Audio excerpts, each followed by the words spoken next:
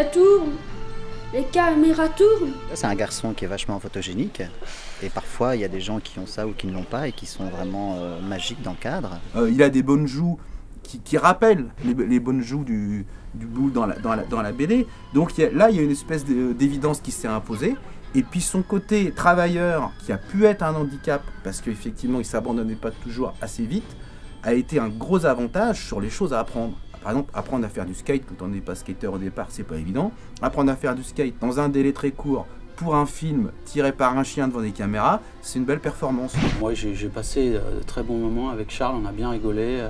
On a développé une complicité, justement grâce au skateboard.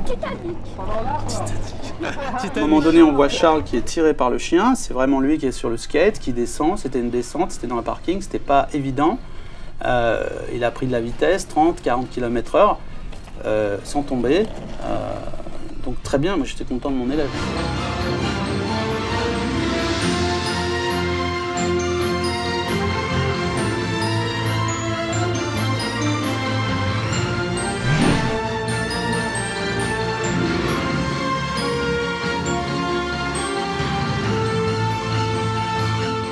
Le gros avantage de Charles, c'est que c'est un travailleur acharné, quoi.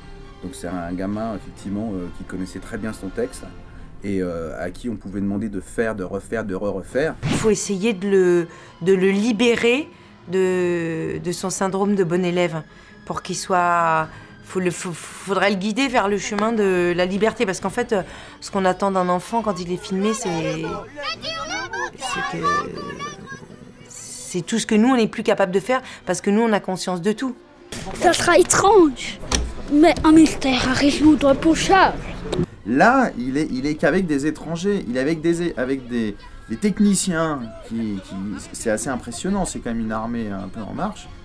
Des acteurs qui sont quand même, je pense que, ils connaissaient Franck, ça doit être super impressionnant. Et puis les journées, il fallait quand même que ça dépote, quoi. Hein. Il y avait quand même un certain nombre de plans à faire.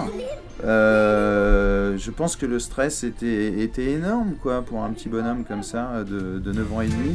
Action. Barman.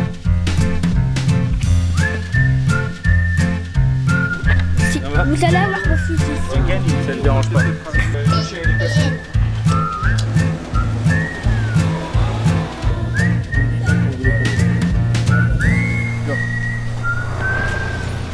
Et nous sommes dans le temple du camion poubelle, là où nous recherchons le dieu Bill le Roux.